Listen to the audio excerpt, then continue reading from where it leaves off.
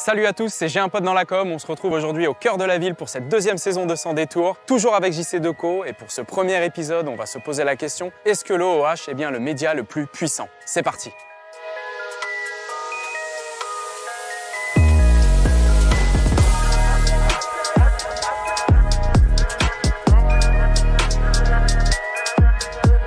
Bonjour Eline. Bonjour Laurent. Alors avant de rentrer dans le vif du sujet, est-ce que tu pourrais me présenter rapidement les enjeux marketing d'Innocent pour 2025? Alors les enjeux marketing, je dirais que c'est la pénétration, aller chercher de nouveaux consommateurs. Aujourd'hui, il y a 20% des Français qui nous consomment, le marché est à 50%, donc on voit qu'il y a encore une belle marge de progression. Voilà, donc avec tout ce qu'on peut offrir, je suis persuadée qu'on va pouvoir aller conquérir de nouveaux consos. Eh ben écoute, c'est tout ce qu'on vous souhaite. Alors tu as dû le voir, on est sous un abribus JC Decaux. Quelle est la place aujourd'hui de l'OOH dans ton plan média?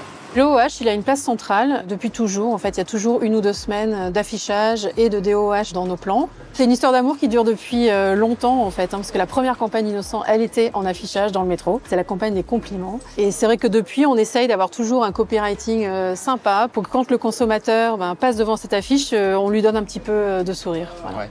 Et du coup, Eline, qu'est-ce que tu peux trouver comme bénéfice dans l'OOH versus des médias un petit peu plus digitaux? Tous les médias sont complémentaires en fait dans le plan média, mais c'est vrai que l'affichage en une semaine, ça va nous permettre de toucher une très grande partie de la cible. On a une cible qui est assez transgénérationnelle en fait. On a plutôt une cible comportementale de gens qui veulent mieux consommer, mieux manger. Et l'affichage en fait, ça nous permet de toucher tous ces gens-là sur tout le territoire en fait. Donc voilà, ce maillage territorial de l'affichage nous permet d'être efficace. Tu parlais tout à l'heure de la première campagne qui était une campagne d'affichage. Est-ce que tu as d'autres exemples comme ça où tu as utilisé l'OOH? Oui, on l'a utilisé récemment pour les Jeux Olympiques l'année dernière. On l'a utilisé aussi pour la Grande Classe Verte, qui était une opération en fait de revégétalisation. Donc on finançait des projets, c'était un appel à projet en fait.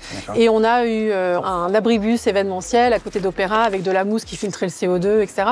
Donc on a pu délivrer le message de manière un peu disruptive.